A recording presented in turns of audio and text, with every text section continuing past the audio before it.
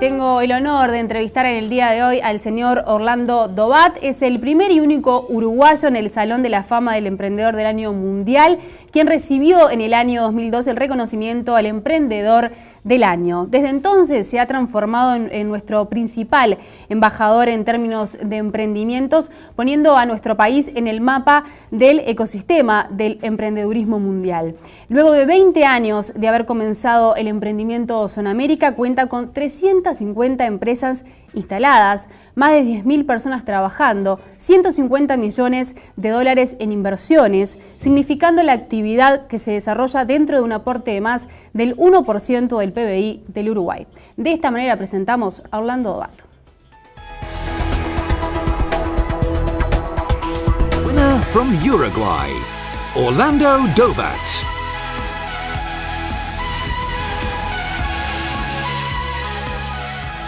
In our country, as you know, we have in certain way unemployment, but it's very, very low, the unemployment. And then we have to attract good, high quality human resources.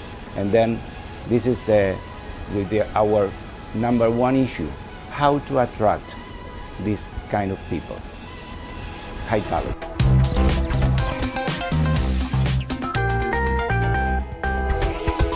Ahora sí le doy las muy buenas tardes al señor Orlando Dobat. ¿Cómo se encuentra? Bienvenido Muy al bien, Observador TV. muchas gracias.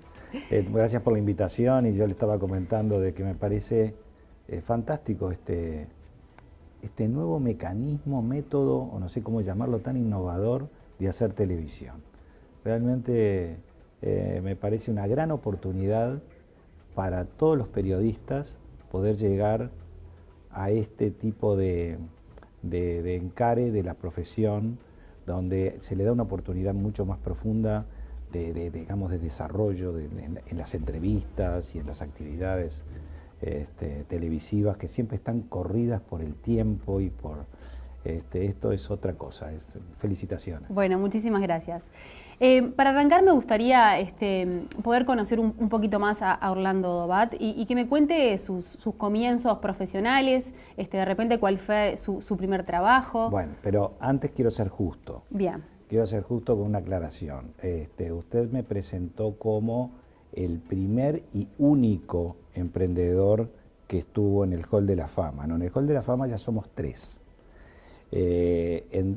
Digamos, Ernst & Young hace un gran show en Mónaco una vez al año e invita a los ganadores de, digamos, lo que se ha entendido el mejor empresario del año. Cuando comienza eso, tuve el honor de ser el primero hace 2 años. Luego de eso hubo una siguiente elección en el Uruguay y se eligió a Carlos Alberto Lecueder. Y fue también a Mónaco. Y en este momento, hace muy pocos días, eligieron al señor Shandy como el empresario del año. Entonces, Shandy irá en la próxima reunión de Mónaco también. Y ya estaremos 3 en el Hall de la Fama. Sí, estamos en lo cierto que fue el primero. Ahí estamos Eso bien. estamos bien. en lo cierto. Estamos en lo cierto. Bien, ahora sí, hecha la aclaración, que está muy bien, me gustaría que recuerde aquellos comienzos. Bueno, sí, por supuesto que los recuerdo, porque además hay que tener en cuenta que por dónde empieza la historia, si la empiezo por el lado de Sonamérica o la empiezo antes. Porque por el lado de Sonamérica yo diría que a veces me sorprende cuando, en el momento que uno vive, siempre le parece que es joven y que tiene la capacidad de poder desarrollarse y encarar cosas nuevas y hacer una serie de cosas que posiblemente no lo relativiza respecto a la edad. Yo cuando arranco de empresario, arranco a los 45 años. Si hoy me mira un joven, dice, pero este ya era un viejo que se tendría que haber estado jubilando.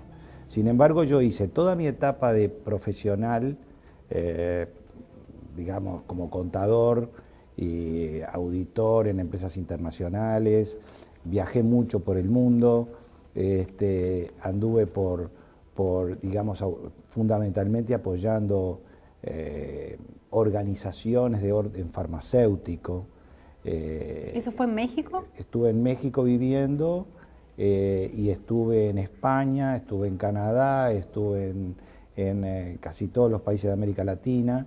fundando empresas, porque a nombre de mis patrones, los Roemers, se desarrolló toda una especie de multilatina, y yo era un poco el adelantado que tenía que ir a fundar las empresas a Santiago de Chile, a Asunción, en Centroamérica, en Colombia, en Perú, y también inclusive me tocó ir a México y a Canadá. Y antes de eso yo había hecho ya una experiencia con Boehringer Ingelheim, una compañía alemana, por donde estuve viviendo en México. Entonces, todo eso también nació de una relación, que yo hago todo este cuento en un libro que se acaba de publicar, que es el de ¿cómo se llama? Inspiradores, de Alexis Jano, en el que recuerdo todas estas cosas y las aclaro un poco, porque yo empecé a trabajar siendo estudiante, y siendo estudiante yo ya empecé a viajar y a ser de auditor en empresas internacionales, cuando yo, para ser auditor, tendría que haber dado la materia de auditoría, y yo todavía no había dado la materia de auditoría en facultad. Y cuando me recibí, estaba viviendo en México, y fue mi padre a recibir el título mío a la universidad, el paraninfo de la universidad en ese momento. O sea, es una vida larga de trabajo, y ya le digo, ya por los años 85, cuando vuelve la democracia al Uruguay, yo me pongo a trabajar. Tuve una situación muy especial. Estando en México, se me ofrece la posibilidad de irme a Alemania y quedarme como funcionario de Boehringer Ingelheim. Y la verdad que lo pensamos con mi señora, lo pensamos mucho, y fue una cosa más personal, digamos, que familiar quizás, el hecho de que decidí volver al Uruguay, porque en el Uruguay entendí que había mucho para hacer, y que si me cortaba era como un egoísmo. Primero, no apoyar a la comunidad en la cual me crié y la cual me llevó a eso, porque en realidad de alguna manera uno tiene que devolver socialmente y como ciudadano los esfuerzos que hace una comunidad por cada uno de esos ciudadanos.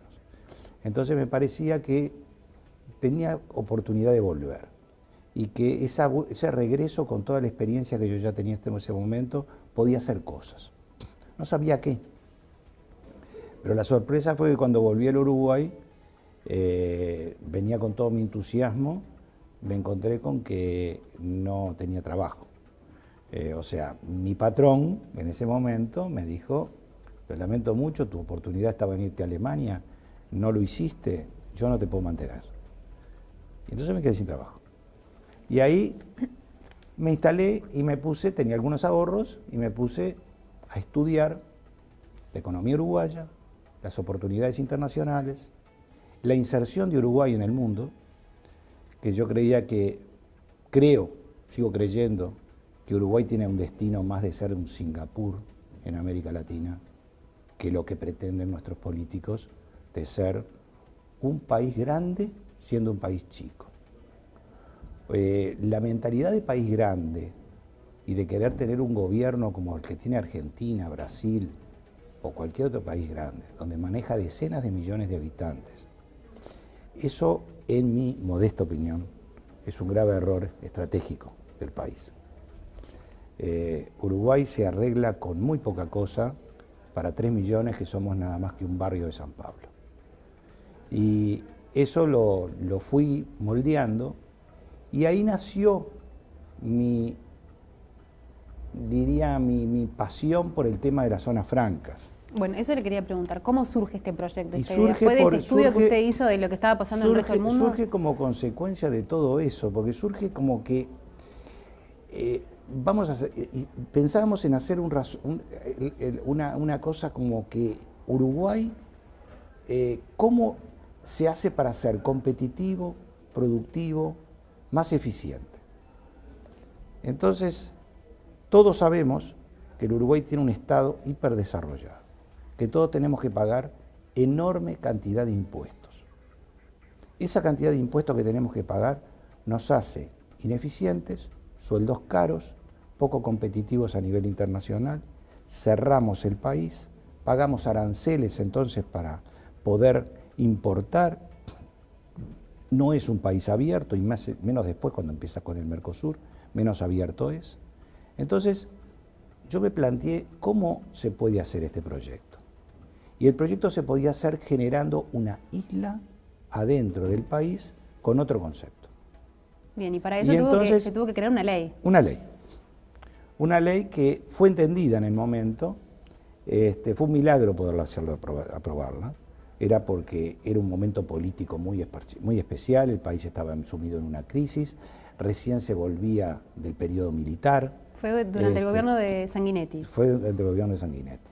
Entonces, allí, tanto el contador Servino, que era el ministro de Economía, como el contador Luis Mosca, que era su subsecretario, entendieron que ese camino podía ser además de otros caminos, como fue la ley de promoción industrial, etc.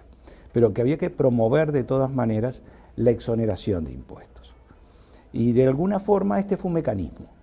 Ahora, este mecanismo fue una ley muy creativa que luego fue imitada por muchos países de la región y del mundo, porque en primer lugar, se podían crear zonas francas privadas, ¿sí? En segundo lugar, se le daba garantía por parte del Estado a todos los que se invirtieran en el país de que se le mantenían las reglas de juego, porque uno de los problemas mayores que hay es la seguridad jurídica. Los cambios de reglas de juego, ni hablemos en Argentina, donde nadie sabe qué le va a pasar. Entonces, ahí es uno de los pilares, ¿no?, de nuestro país a la hora. Claro, y ahí entonces es un pilar actual, pero de todas formas, en muchos aspectos, podemos decir que hay violaciones de la legislación y hay muchísimos recursos, pero funciona la Suprema Corte de Justicia, funciona la justicia. Pero queríamos dar seguridad al exterior. Entonces eso de generar una garantía fue una cosa bastante razonable y entendible. Después, por otro lado, dijimos, bueno, pero ¿cómo vienen los extranjeros al Uruguay?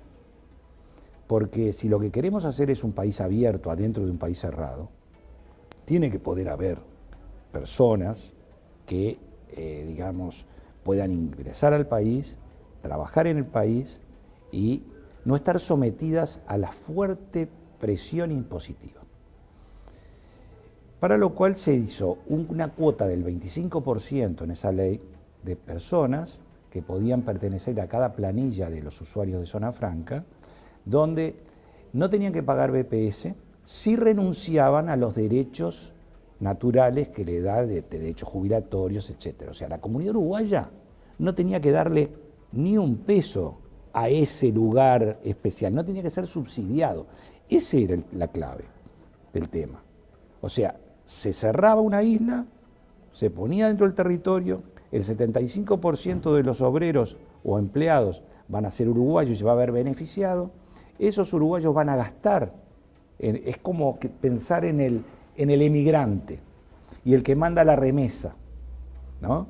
Se va a otro país, bueno, este se va a otro lugar a trabajar, pero lo gasta todo en el país. Luego, los bienes materiales, tipo desde computadoras o si es una industria, todo, eso se trae del exterior y es como si viviera en cualquier país del mundo, porque se trae directamente al valor internacional. Eso hace, y luego el tema de los servicios. El tema de los servicios fue muy anecdótico de todo, porque en esa época dijimos, bueno, muy bien, vamos a poner una norma que no rige los monopolios del Estado, aceptada por el Parlamento. El Parlamento lo aceptó. Pero ¿qué pasaba? Que no es fácil, primero, para una empresita que recién arranca, es un pedacito de campo, decir, vamos a generar nuestra propia electricidad o vamos a poner nuestra central telefónica. Los mayores problemas fueron con Antel. ¿Cómo fue ahí ese...? Porque nosotros dijimos, bueno, muy bien, si nosotros queremos ser lo suficientemente independientes, vamos a hacer una cosa. Vamos a ser parte del sistema telefónico más eficiente del mundo, el norteamericano. Entonces, en ese momento no existía Internet. Entonces pusimos unas pantallas, unas estaciones terrenas, nos comunicábamos vía satélite, bajábamos en Miami. En Miami habíamos instalado una central telefónica con números telefónicos de Estados Unidos. Y en zona, cuando se levantaba el teléfono, el sonido que salía era de Estados Unidos. Y así hablábamos a todas partes. Pero también teníamos teléfonos uruguayos. Y Antel decide cortarnos. ¿Por qué? No teníamos teléfonos uruguayos, porque estábamos haciendo la competencia. Y dijeron, bueno, Bien. si ustedes hacemos la competencia, nosotros vamos a hacer la competencia, no vamos a hacer. Entonces yo tenía que llamar por teléfono a mi casa vía Estados Unidos. Yo vivía en Carrasco y yo desde Zona América tenía que picar vía Miami, con eco y toda una cantidad de cosas. Bueno, fue un periodo hasta que hicimos las paces con Antel. Pero fueron, digamos, todas experiencias que se fueron haciendo frente a la innovación, la lucha a su vez con los gobiernos. Porque una cosa es que haya una ley y otra cosa es que se pueda tener la solidaridad de parte de todas las empresas del Estado, que se sienten como violadas. ¿Qué es esa zona franca que está ahí? ¿Cómo que es parte del Uruguay y no me compra a mí? ¿No? Entonces, bueno, eso fue un tema de que hoy día está totalmente entendible por todas las partes, llevó años y hoy día no es problema ninguna de las actividades que hacemos, inclusive el Antel de antes no es el Antel de ahora.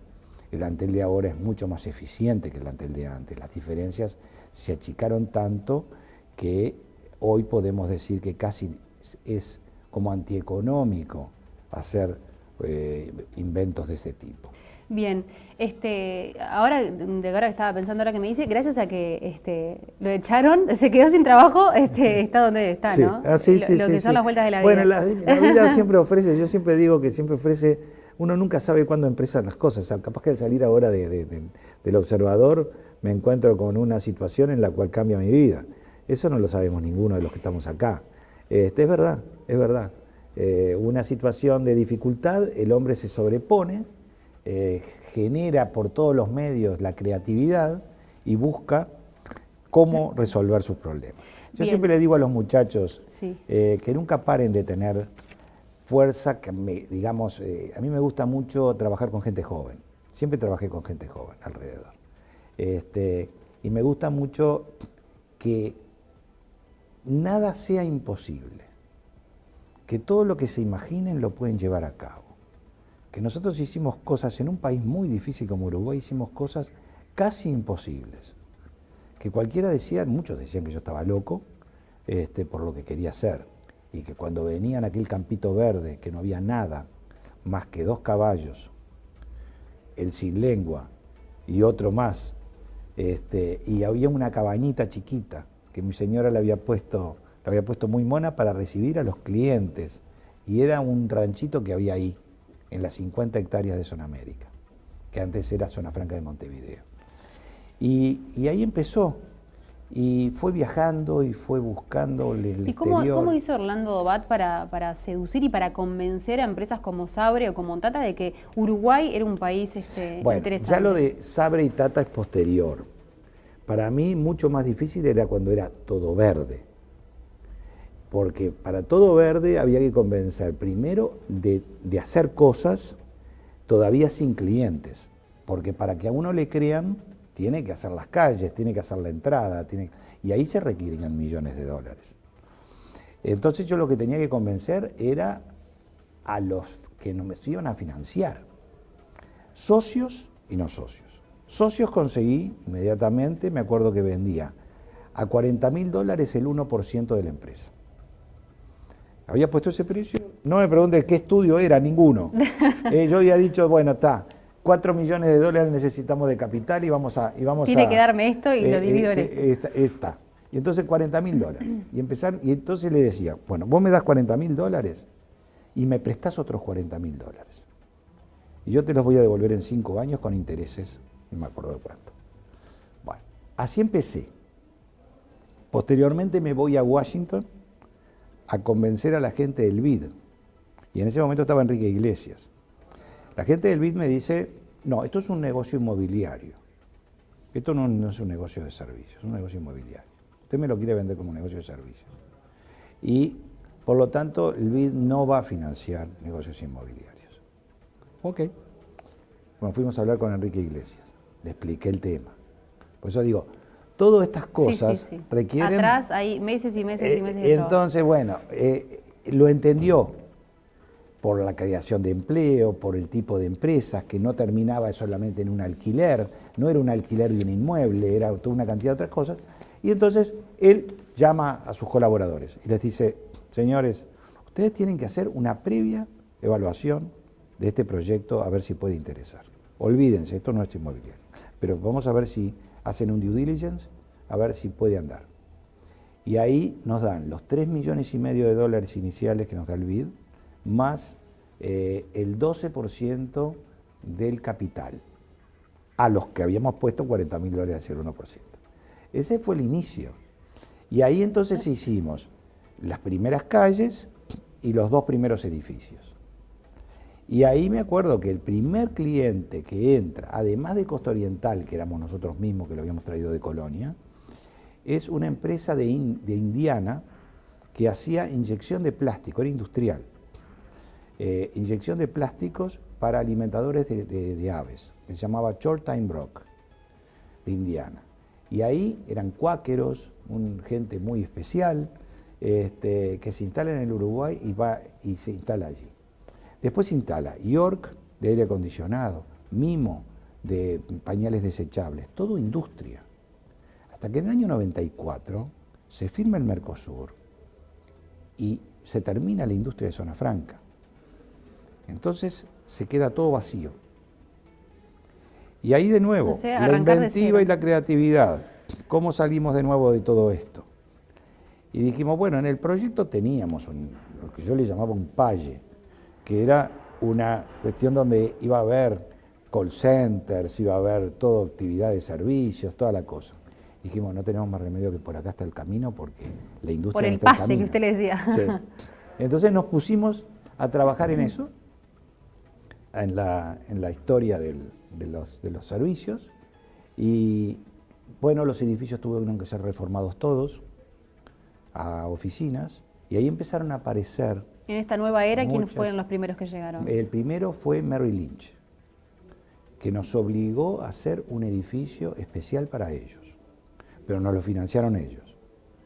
Y nos obligaron a hacer una entrada especial porque decían que por la entrada normal de Zona América era una entrada que había camiones, dicen, sus clientes no van a entrar por ahí, largaban humo, que no sé qué, bueno, no, por ahí no. Entonces hicimos una entrada enjardinada. Empezó la otra era, la de lo que la gente tiene ahora la imagen. Un Zona América perfecto, con patos, gansos, con pasto, con flores. Con flores y con lagos y toda la cosa, le hicimos el Disney. Yo siempre digo que es el Disney de los business, es Zona América. Nosotros tenemos que tener la mentalidad. Aprendimos mucho en Disney. Yo fui varias veces a estudiar el caso de los parques de Disney, porque me parece que cómo administrar un parque es uno de los éxitos de este negocio. Y el genio había sido Walt Disney. Cómo habían pensado en la limpieza, en la perfección, en el atractivo, en la eficiencia de todo lo que allí sucedía. Y por eso es que llama mucho la atención el tema de cómo está administrado Zona América. Sí, desde que uno entra es un todo, ¿verdad? Es un todo. Bien, usted mencionaba en distintos momentos el tema del relacionamiento con el Estado, el relacionamiento con el Estado del país. ¿Qué relación tuvo con los distintos presidentes y en especial con José Mujica? Con José Mujica no tengo ninguna. Prácticamente no me vi nunca. Más que en el Teatro Solís una vez, que en la salida de un evento. Nunca estuve prácticamente con él. Sí con todos los ministros de Economía, con quienes yo he tenido que estar vinculado. Con los presidentes en general me ha llevado muy bien. Los presidentes en general tienen una visión más amplia que el administrador que ve las cosas más restringidas y más de acuerdo a reglamentos. La Calle, no hay que olvidarse que fue el que puso la decisión 8 del Mercosur, y La Calle padre estoy hablando, ¿no? Y nos generó un problema muy grande en ese momento con respecto a que se canjeó el cauce y el PEC por las zonas francas. Entonces yo recuerdo que ese día inaugurábamos la aduana, iba a ir el presidente, y mandó al ministro de Transporte a cortar la cinta. Y fue muy duro eso en ese momento para nosotros, todo lo que trajo, que lo acabo de contar, el Mercosur, cerrada de todas las industrias y toda la cosa.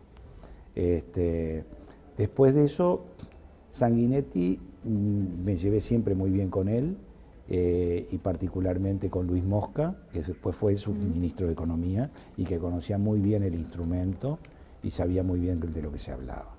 Y después, con respecto a Jorge Valle, también tuve una muy buena relación, no así con Bención, que hoy día ya pasan tantos años que se pueden contar esas anécdotas, ¿no? Aunque de pronto Bención me esté mirando, pero él sabe que es cierto. El primer día que toma posesión, era el ministro de Economía de Jorge Valle, yo pedí una entrevista, y además lo conocía porque había sido mano derecha de mi padre en la Asociación de Bancos del Uruguay. Entonces me recibe y me dijo de entrada: quiero decirte que a mí las zonas francas no me gustan, que yo de esto no cuentes conmigo para nada. Y ahí terminó todo. Entonces, sí, no le dio mucho lugar a... De ahí en más me manejé con Jorge Valle directamente con llamadas telefónicas a la presidencia. Con el Ministerio de Economía, hasta que se fue Bención, no pude hablar con nadie. Porque es fundamentalista. Entonces, no estaba en la cabeza de Bención ayudarnos. Bien, usted dijo hace un tiempo en una entrevista al diario El País que aceptaría un cargo político pero sin tener que pasar por elecciones. ¿Cómo sería eso? No. Bueno, eso me pusieron yo lo que quise decir fue esto: sí me gusta la política, pero a mí no me votaría nadie porque no soy el político de barricada o el político de discursos largos. Entonces, pasar por las elecciones significa una prueba muy difícil para un político. Tiene que hacer toda una cantidad de deberes que me resultaría imposible poder llegar a esa posición. Entonces dije, bueno, sí, me gustaría ser político, pero sin pasar por las elecciones, no se ve porque me veo que las voy a perder. No se imagina con estas recorridas por el país. No es que estoy diciendo, quiero ser político, pero de una dictadura o cosas por el estilo. Claro, no tenía nada que ver. Bien, ¿y cómo ve el Uruguay actual en plena campaña política? ¿Cómo ve la campaña política? La campaña política la veo, acabo de estar en Europa, y la campaña política uruguaya es muy, pero muy civilizada. Hay, yo diría, pequeñas cositas que se hacen en un mundo y que no tienen mucha importancia.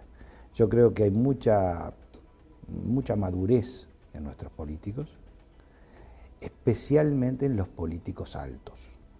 ¿A qué se refiere con políticos altos? Los políticos que están en la línea de presidencia y vicepresidencia. Veo mucha seriedad, veo que su competencia es muy similar además. A mí cuando me preguntan, ¿y qué pensás que te va a pasar? ¿Qué va a pasar si hay cambio de gobierno? Y yo digo, bueno, mira, puede ser que haya cambios en lo social, en algunas cosas que sí hay claramente, no hay acuerdo, pero en lo económico van a hacer lo que se puede cualquiera de ellos, y todos están pensando lo mismo, que el Mercosur está agotado, que hay que tener equilibrio fiscal, que la devaluación es inflacionaria y por lo tanto hay que devaluar muy de a poco y muy lentamente, que los salarios no se pueden devaluar hoy día, los sindicatos están muy fuertes y las dificultades las va a tener cualquiera. O sea, no va a haber milagros ni de Luis Lacalle Pou, ni de Bordaberry, ni de Tabaré Vázquez. Por el lado económico los veo muy parecidos, además los economistas tienen una formación muy parecida. Vemos el caso de Azucena Arbeleche, que se pasa de un lado al otro. Es decir, no hay grandes diferencias, son técnicos. Y en el fondo son técnicos políticos, pero son técnicos, por encima de todo está la tecnología. Entonces ahí no veo grandes cambios. Ahora, cuando pensamos ya en otro tipo de cosas, cómo resolver el problema de la educación, que es un tema fundamental, ahí sí me parece que es muy interesante la discusión que se está dando, muy rica la discusión que se está dando, y pienso que aunque ganase el Frente Amplio, el propio Frente va a hacer los cambios, que hoy defiende que no, por razones obvias. ¿Cree que todos entendieron que algo hay que cambiar? Hay que cambiar. Además, el propio Frente no es lo mismo el Frente con Mujica de presidente que con Tabaré Vázquez de presidente. ¿Cuál cree que es la diferencia? Bueno, el estilo, la sensibilidad. Creo que uno es un profesional como Tabaré, que pienso que es más serio, no va a decir un día una cosa y otro día la otra, no prioriza lo político sobre lo jurídico. Es decir, hay muchas cosas que es como que a mí no me importa, yo lo voy a hacer igual con Mujica. Por eso creo que hoy día tenemos 4 candidatos a la presidencia y cualquiera de los 4 candidatos a la presidencia son buenos candidatos. A mí me gustan los 4. No los puedo votar a los 4, me gustan los 4. No, si pone los 4 se lo van a anular. ¿Cómo ve más económicamente y socialmente el Uruguay? ¿Le parece que es un país caro? Se habla mucho de que Uruguay es muy caro. Muy caro. Acabo de estar, le decía, en Europa, y es carísimo Uruguay. Uruguay está más caro que España, está más caro que Francia. Es impresionante. Tenemos que resolver ese problema. Pero es un problema que lo tienen todos. No es un problema es la circunstancia. Y es bastante complejo de resolver. Pero resolverlo en paz, con tranquilidad y sin grandes alborotos es complejo. Pero digo, lo va a resolver el Uruguay. Está de a poco, de 24, de 23 va a 24 el dólar y así, de a poco. Y de a poco se va a poder resolver en forma razonable y sin que nadie sufra demasiado. Movimientos violentos no creo en ellos.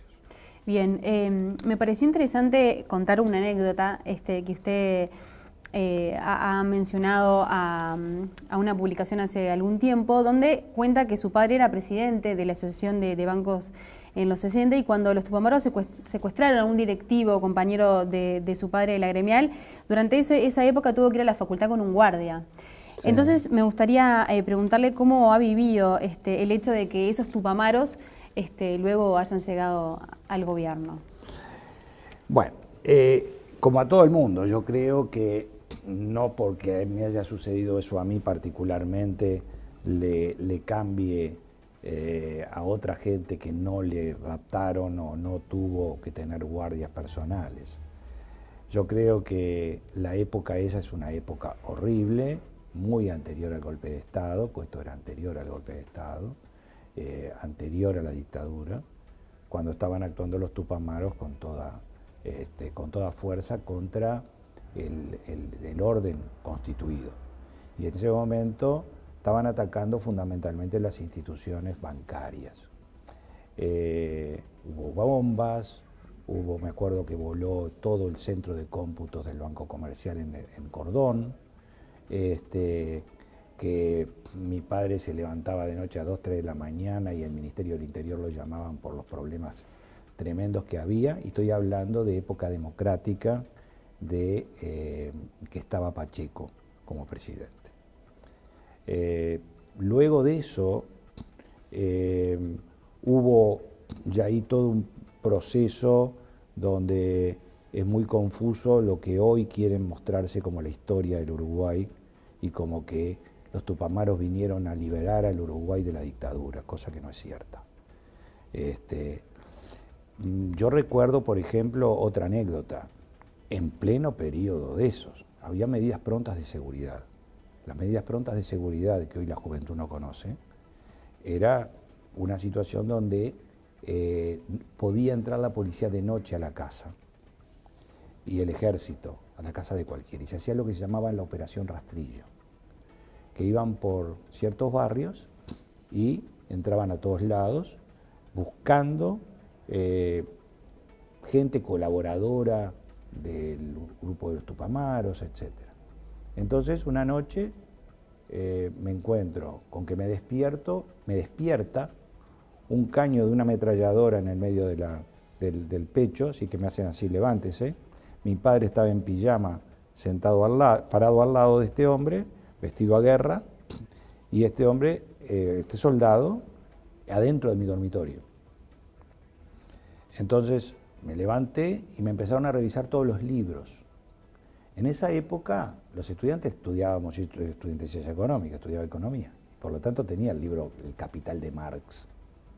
Bueno, y tenía otros libros de una editorial que se llamaba Ediciones Unidas, que los distribuía gratuitamente Rusia o la URSS en ese momento, que mandaban de regalo una cantidad de libros. Y yo tenía muchos libros de esos de regalo en la biblioteca. Empezaron a tirar para abajo libros y a mirar qué era lo que yo leía. Aclaro, mi padre era, para que se vea cuál era el tema, mi padre era presidente de la Asociación de Bancos del Uruguay. O sea, cualquiera podría decir que era el élite del poder constituido del capitalismo máximo. No pasaba nada. Ahí a todo el mundo lo rasaban. Y entonces llegaron ahí, bueno, me llevaron. Hubo otras anécdotas donde que es el que menciona usted, cuando raptan a Pellegrini Giampietro, que era vicepresidente de la Asociación de Bancos del Uruguay, un italiano, que acá era presidente de un banco de origen italiano. Entonces, claro, la siguiente víctima, por lógica, pensó la policía y el Ministerio del Interior. Si vicepresidente tenía que ser el presidente también que lo llevara. Entonces mi padre andaba con guardia.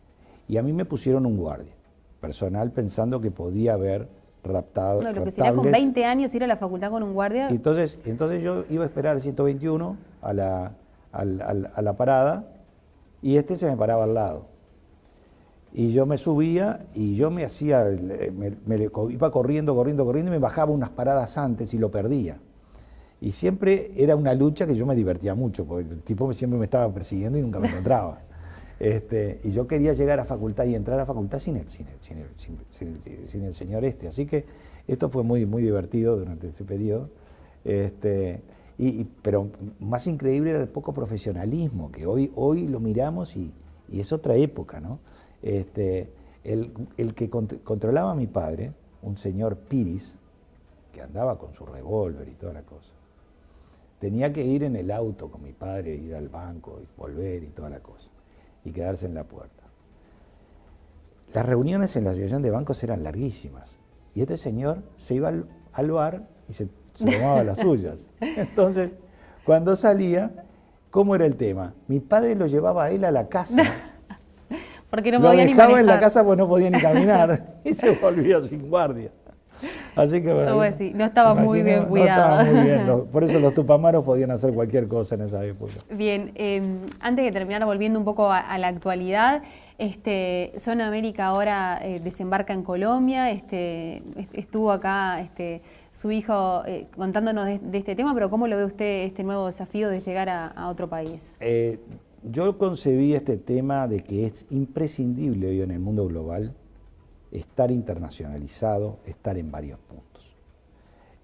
Por varios motivos. Porque nuestros clientes son globales y por lo tanto les podemos dar servicio en varios lugares. Tenemos servido en la fuente están nuestros clientes y nuestros clientes nos dicen, nosotros necesitamos y vamos a ir a tal lugar y a tal lugar y a tal lugar. Por lo tanto, tenemos que buscarle la vuelta para... Bien, ¿no es competencia con Uruguay? Nos encanta su organización, no, porque las empresas todas están en los lugares donde les conviene y de acuerdo a los mercados que tienen en cada lugar. Entonces, lo que le llaman el nearshore, que es estar más cerca de Estados Unidos, y a su vez el tema de que las empresas buscan personal calificado. Uruguay no tiene mucho más personal calificado. Hay que ver lo que es cuando llegan compañías que piden 500, 600, 1000 personas, todas con inglés. Y son ¿Se encuentra ahí una dificultad? Sí, mucha. Ya hoy día no hay. Si yo pido 1000 personas más, tenemos mucho empleo, tenemos 10.000 personas en Zonamérica, no es fácil seguir sacando, hay graduación, pero se consiguen 400 por año, 500 por año, pero conseguir para cada compañía eso no hay. Entonces tenemos que resolver el asunto. Nos pusimos a buscar qué lugar en América Latina hay personal que pueda ser competitivo en salarios, calificado, que haya muchas universidades, y luego le agregamos esa última condición que fue que no queríamos estar en una ciudad demasiado grande, porque estamos acostumbrados a Montevideo, queríamos algo más manejable, y que irnos a ciudades como Bogotá, o ciudades como San Pablo, o ciudades como Buenos Aires, uno ahí es muy difícil manejarse frente a las autoridades políticamente, etcétera, que necesitamos el apoyo, porque hay mucha competencia. Encontramos que Cali, que es la tercera ciudad de Colombia, es una ciudad que tiene 2,5 millones de habitantes. Cali con su área metropolitana. O sea que prácticamente es bastante más grande que Montevideo y tiene 9 universidades. Y además, logísticamente, las 9 universidades están todas juntas en el sur de Cali, por el cual pasa en el medio un corredor que, digamos, va recogiendo, ese corredor tiene un sistema muy bueno de transporte, que va recogiendo a todos los estudiantes. Yo lo hice, me subí, vi cómo funcionaba y toda la cosa, me pareció fantástico. Y cada uno de ellos corta en determinados lugares y hay transversales con sistemas de transporte que lo llevan a cada una de las universidades. Entonces, eso me llevó a que teníamos que estar al sur. En el sur los dueños de que había muchos, pero el tenedor mayor de tierras era Carvajal, el Grupo Carvajal de Colombia. Entramos en contacto con ellos y les propusimos el aporte de tierras y la participación en el proyecto.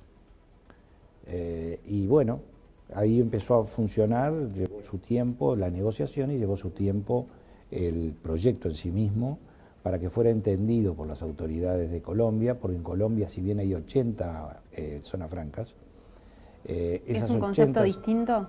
Es un concepto. Las zonas francas son todas iguales en lo que hace exoneración aduanera y parcialmente exoneraciones impositivas, pero todo el proceso es un poco diferente. Y entonces en esas 80 normalmente todas, yo diría prácticamente todas, son industriales o logísticas. No son de servicios, a pesar de que ahora ya Colombia puso una zona franca medicinal, donde hay hospitales, centro hospitalario, y una zona franca de media, donde hay actividades de tipo televisión, etcétera, producción de películas. Pero algo que fuera exclusivamente y múltiple, como es el caso de Zonamérica, sin logística, porque no tiene sentido en Cali la logística, porque las ciudades en Colombia son muy encerradas entre montañas, muy difícil los accesos a los puertos, muy difícil por tierra ir a Bogotá o ir a Medellín. Claro, no es como Montevideo que es todo a mano. Salir todo a mano, no, ahí es muy difícil. Entonces, ahí lo que hay que hacer es servicios y después comunicaciones, fibra óptica, satélites, etcétera. Cali, una ciudad que ha sido nombrada la ciudad más innovadora del mundo el año pasado. Exactamente. O sea que hay, como hay un entorno. Hay mucha cabeza, hay mucho talento. Entonces, ese es el lugar. Y ha llamado mucho la atención en Colombia el proyecto, estamos bastante bien conceptuados. Lo que va en contra y que vale la pena decirlo, nosotros nos quejamos del Estado uruguayo. En Colombia es mucho más burocrático. Peor. Mucho peor, terrible. Pero bueno, superamos esta etapa y ya cuando se logra la zona franca, ya después el movimiento adentro de contratación de empresas, instalación de empresas, ya va a estar muy fluido.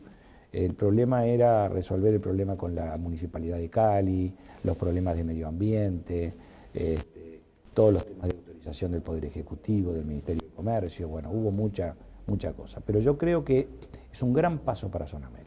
Bien. Y es un gran complemento para Zona América y para sus clientes. Y eso le va a traer como consecuencia una cosa muy importante. Las empresas uruguayas van a tener una embajada comercial en Colombia para atender el norte. Y eso va a ser muy importante porque se van a sentir con que están, primero, en un lugar medio uruguayo, medio colombiano pero uruguayo. Pero con en segundo lugar, que van a encontrar gente que los entiende, que se pueden ir a instalar y que se pueden instalar en una pequeña oficina y después podrán ir ampliando. Entonces esas cantidad de estudios profesionales o desarrolladores de software o pequeñas empresas que desde el Uruguay están exportando, pero que se instalan también en otras partes de América, van a encontrar un lugar ideal para...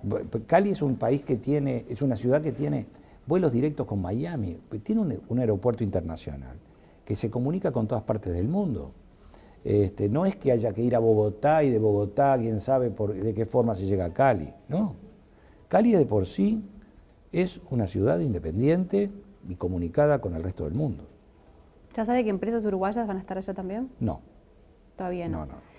Bien, ¿y se piensa para adelante en algún otro país que pueda llegar a Zona América? Sí, yo pienso en todos. No, por eso ya veo que siempre tiene un pie adelante. El que más me gusta es China. El que más me gusta es China, por el mismo concepto.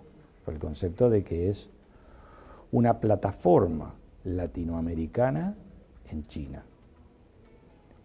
Para los latinoamericanos, en general para el mundo, pero para los latinoamericanos, es muy complejo pensar en instalarse en China. Y en China hay una cantidad enorme de posibilidades y de negocios. Entonces, yo no estoy anunciando que lo vaya a hacer. No, pero ¿es solo un deseo o ya ha comenzado algún tipo de...? Es un deseo con algunas preguntas, por supuesto, que estamos averiguando, pero el hecho ese sería fantástico, tener un lugar. Ahora, ¿qué pasa? Que allá hay que hacerse socio del gobierno chino en todos esos emprendimientos, especialmente los que abarcan tierra. Entonces hay que convencer al gobierno chino de que eso es posible. Ahora, el gobierno chino ya tomó decisiones de zonas económicas especiales en Costa Rica y está haciendo exactamente lo mismo que yo estoy pensando que hay que hacer en China, lo está haciendo el gobierno chino en Latinoamérica para atraer las empresas chinas que extrañan mucho el ambiente, que hay que hablar en chino, que hay que comer comida china y toda la cosa. Claro. Le generan un espacio y ese espacio, esa isla, desde la cual se asoman y miran, es China adentro de Costa Rica. Entonces digo, tiene mucho sentido lo que estoy diciendo. Bien, por último, volviendo a Zona América, a Montevideo, se está por inaugurar un nuevo edificio que es visto por el mundo como un avance espectacular. ¿Usted lo puede contar mejor? El Celebra, yo estoy muy orgulloso con el Celebra, porque el Celebra creo que es el mejor edificio del Uruguay. Fue declarado en Londres como el mejor edificio de oficina del mundo, presentado por Oti Ponce de León, hace 2 años, en lo que decía proyecto. Hoy es una realidad y es un edificio concebido con el mayor refinamiento. Tiene todos los detalles que uno puede pedirle a un edificio en lo que hace a sentirse ahí adentro como que pueda recibir al mejor cliente del mundo y que lo va a recibir bien. ¿Por ejemplo? Por ejemplo, porque tiene, digamos, la presencia del edificio, las características de sus cristales, tiene un subsuelo donde va a haber un restaurante que vale la pena visitarlo, tiene un jardín vertical que no hay en Uruguay y que hay en Bilbao, hay en Madrid, que uno va a Madrid y va a visitar el del Banco de Bilbao, el jardín vertical. como una de las atracciones de Madrid. En París se ven algunos jardines verticales. Bueno, trajimos a un español para que nos hiciera un jardín vertical de 52 metros de largo por 5 metros de alto. Fantástico. Digamos, hay que ir, hay que verlo, hay que sentirlo el edificio.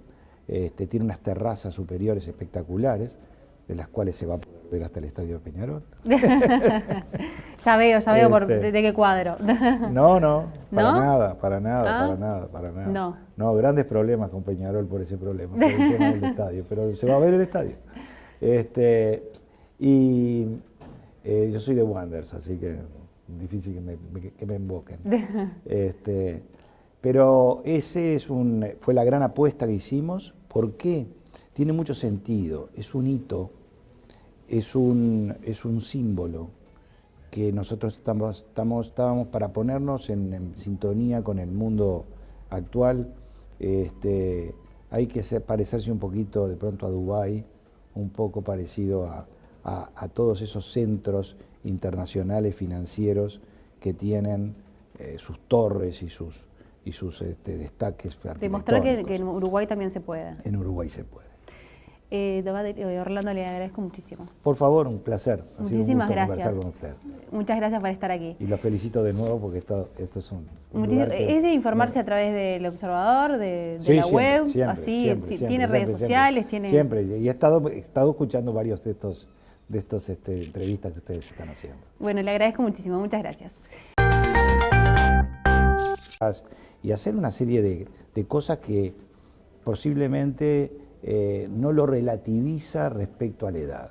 Yo cuando arranco de empresario, arranco a los 45 años. Si hoy me mira un joven, dice, pero este ya era un viejo que se tendría que haber estado jubilando. Sin embargo, yo hice toda mi etapa de profesional, digamos, como contador y auditor en empresas internacionales, viajé mucho por el mundo, anduve digamos, fundamentalmente apoyando organizaciones de orden farmacéutico. ¿Eso fue en México? Estuve en México viviendo y estuve en España, estuve en Canadá, estuve en casi todos los países de América Latina, fundando empresas, porque a nombre de mis patrones, los Roemers, se desarrolló toda una especie de multilatina. Y yo era un poco el adelantado que tenía que ir a fundar las empresas a Santiago de Chile, a Asunción, en Centroamérica, en Colombia, en Perú, y también inclusive me tocó ir a México y a Canadá. Y antes de eso yo había hecho ya una experiencia con Boehringer Ingelheim, una compañía alemana, por donde estuve viviendo en México. Entonces, todo eso también nació de una relación que yo hago todo este cuento en un libro que se acaba de publicar, que es el de ¿cómo se llama? Inspiradores, de Alexis Jano, en el que recuerdo todas estas cosas y las aclaro un poco, porque yo empecé a trabajar siendo estudiante y siendo estudiante yo ya empecé a viajar y a ser de auditor en empresas internacionales, cuando yo, para ser auditor, tendría que haber dado la materia de auditoría. Empecé a estudiar la economía uruguaya, las oportunidades internacionales, la inserción de Uruguay en el mundo, que yo sigo creyendo que Uruguay tiene un destino más de ser un Singapur en América Latina, que lo que pretenden nuestros políticos de ser un país grande siendo un país chico. La mentalidad de país grande y de querer tener un gobierno como el que tiene Argentina, Brasil o cualquier otro país grande, donde maneja decenas de millones de habitantes, eso, en mi modesta opinión, es un grave error estratégico del país. Uruguay se arregla con muy poca cosa para 3 millones que somos nada más que un barrio de San Pablo. Y eso lo fui moldeando y ahí nació mi pasión por el tema de las zonas francas. Bueno, eso le quería preguntar, ¿cómo surge este proyecto, Y esta idea? ¿Fue de ese estudio que usted hizo de lo que estaba pasando en el resto del mundo? Surge como consecuencia de todo eso, porque surge como que pensábamos en hacer una cosa como que Uruguay, ¿cómo se hace para ser competitivo, productivo, más eficiente? Entonces, todos sabemos que el Uruguay tiene un Estado hiperdesarrollado, que todos tenemos que pagar enorme cantidad de impuestos. Esa cantidad de impuestos que tenemos que pagar nos hace ineficientes, sueldos caros, poco competitivos a nivel internacional, cerramos el país, pagamos aranceles entonces para poder importar. No es un país abierto, y menos después cuando empieza con el Mercosur, menos abierto es. Entonces, yo me planteé cómo se puede hacer este proyecto. Y el proyecto se puede... Tengo el honor de entrevistar en el día de hoy al señor Orlando Dobat. Es el primer y único uruguayo en el Salón de la Fama del Emprendedor del Año Mundial, quien recibió en el año 2012 el reconocimiento al Emprendedor del Año. Desde entonces se ha transformado en nuestro principal embajador en términos de emprendimientos, poniendo a nuestro país en el mapa del ecosistema del emprendedurismo mundial.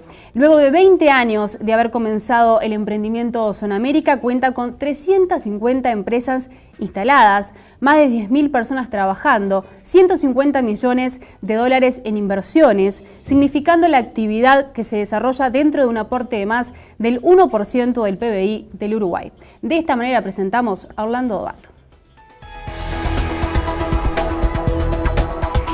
Winner from Uruguay, Orlando Dobat.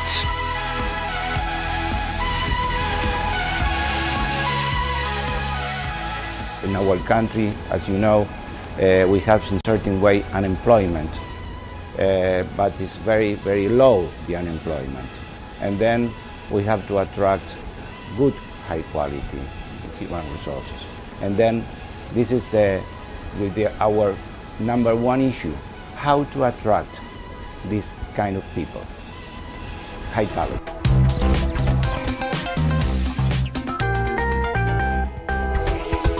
Ahora sí le doy las muy buenas tardes al señor Orlando Dobat. ¿Cómo se encuentra? Bienvenido Muy al bien, Observador TV. muchas gracias.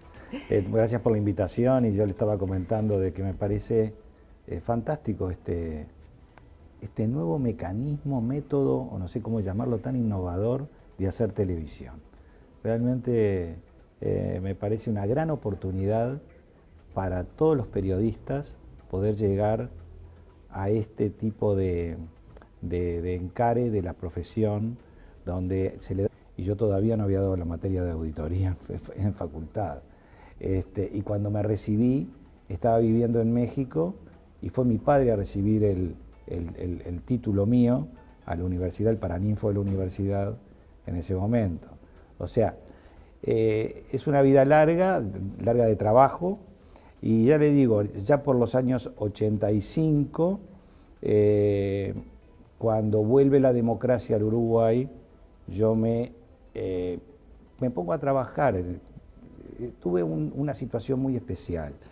Estando en México, se me ofrece la posibilidad de irme a Alemania y quedarme como funcionario de Boehringer Ingelheim. Y la verdad que lo pensamos con mi señora, lo pensamos mucho, y fue una cosa más personal, digamos, que familiar quizás, el hecho de que decidí volver al Uruguay, porque en el Uruguay entendí que había mucho para hacer. Y que si me cortaba era como un egoísmo. Primero, no apoyar a la comunidad en la cual me crié y la cual me llevó a eso, porque en realidad, de alguna manera, uno tiene que devolver socialmente y como ciudadano los esfuerzos que hace una comunidad por cada uno de sus ciudadanos. Entonces me parecía que tenía oportunidad de volver, y que ese regreso, con toda la experiencia que yo ya tenía en ese momento, podía hacer cosas. No sabía qué. Pero la sorpresa fue que cuando volví al Uruguay, venía con todo mi entusiasmo, me encontré con que no tenía trabajo. O sea, mi patrón en ese momento me dijo: lo lamento mucho, tu oportunidad estaba en irte a Alemania, no lo hiciste, yo no te puedo mantener. Y entonces me quedé sin trabajo. Y ahí me instalé y me puse, tenía algunos ahorros, y me puse una oportunidad mucho más profunda digamos, de desarrollo en las entrevistas y en las actividades televisivas que siempre están corridas por el tiempo y por... esto es otra cosa, felicitaciones. Bueno, muchísimas gracias. Para arrancar me gustaría poder conocer un poquito más a Orlando Dobat y que me cuente sus comienzos profesionales, de repente cuál fue su primer trabajo. Bueno, pero antes quiero ser justo. Bien. Quiero ser justo con una aclaración. Usted me presentó como el primer y único emprendedor que estuvo en el Hall de la Fama. No, en el Hall de la Fama ya somos 3. Digamos, Ernst Young hace un gran show en Mónaco una vez al año e invita a los ganadores de, digamos, lo que se ha entendido el mejor empresario del año. Cuando comienza eso, tuve el honor de ser el primero hace 2 años. Luego de eso hubo una siguiente elección en el Uruguay y se eligió a Carlos Alberto Lecueder. Y fue también a Mónaco. Y en este momento, hace muy pocos días, eligieron al señor Shandy como el empresario del año.